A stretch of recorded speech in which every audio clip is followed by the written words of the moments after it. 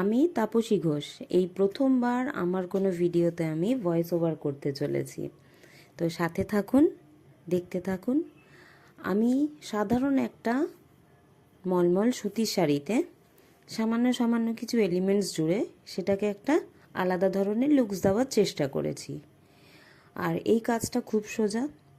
যারা সামান্য সেলাই জানে তারাও পারবে, যাদের সেলাই মেশিন নেই তারা যদি একটু ধৈর্য সহকারে হাতেও করে তাও করতে পারবে। আর আপনারা যারা দেখছেন তারা ছোট্ট একটা কমেন্টসের মাধ্যমে, ছোট্ট একটা লাইকসের মাধ্যমে সাথে থাকুন আর সাবস্ক্রাইবার করে পাশে থাকুন। আর দেখে নিন এই কাজটা কিভাবে করেছি।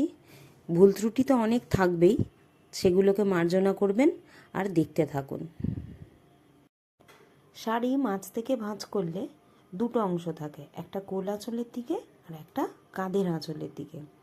তো কাঁধের আঁচলের দিক দিয়ে যেটা হাফ হবে সেই পোর্শনটায় ছোট্ট করে পেন্সিল দিয়ে দাগ দিয়ে নিন, আর সেখান দিয়েই লেসগুলো লাগানো শুরু করুন। লেসগুলো লাগিয়ে পুরো যেখানে আমাদের কাঁধের আঁচল ঝোলে সেখানে এসে কমপ্লিট করুন।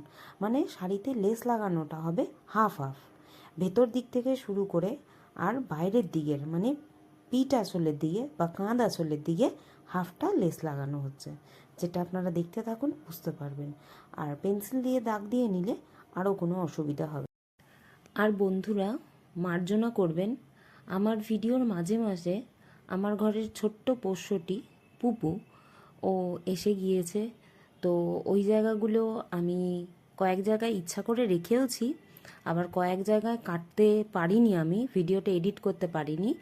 তো সেই জায়গাগুলো আন্তরিকভাবে আপনাদের সেই জায়গাগুলোর জন্য আমি ক্ষমা চেয়ে নিচ্ছি।